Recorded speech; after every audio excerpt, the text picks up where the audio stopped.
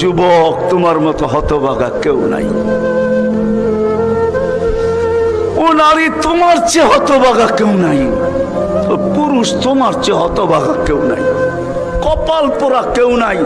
তোমার মতো নিকৃষ্ট কেউ নাই। তোমার মতো নিমক হারাম কেউ নাই। তুমি আল্লাহর যৌবন নিয়ে ঘোরো, আর আল্লাহ ডাকে তুমি আসো না, আসো না। আল্লাহ ডাকে আল্লাহ।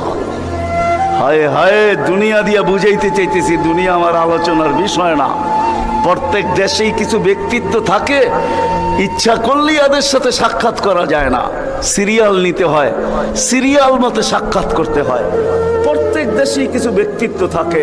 আমাদের দেশে এরকম প্রধানমন্ত্রী আছে, রাষ্ট্রপতি আছে, ইচ্ছা করলেই আপনি সাক্ষাৎ করতে পারবেন না, আপনাকে সিস্টেমে যায় সাক্ষাৎ করতে হবে।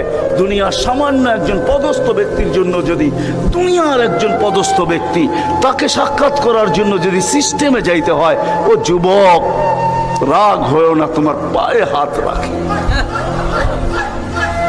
তোমার পায়ে হাত রাখি, তোমার যৌবনের উপরে লানত।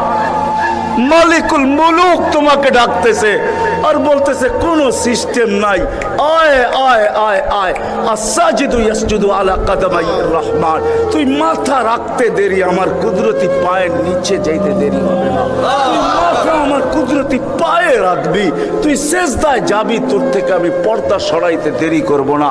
যদিও আজ পর্যন্ত আমি কাউকে যতজনের সাথে সাক্ষাৎ দিছি বা কথা বলছি ওরা আল হিজাব, শুধু একমাত্র তোর নবী আছে, তোর নবী আছে, মুহাম্মদুর রাসূলুল্লাহ আছে, যে আমার বন্ধু, তাকে সাক্ষাৎ দিছি তো কাবা কাউসাইনি আও আদনা ফাতানা ফাতাদাল্লা ফাআওহা ইলা আবদিহি মা আওহা।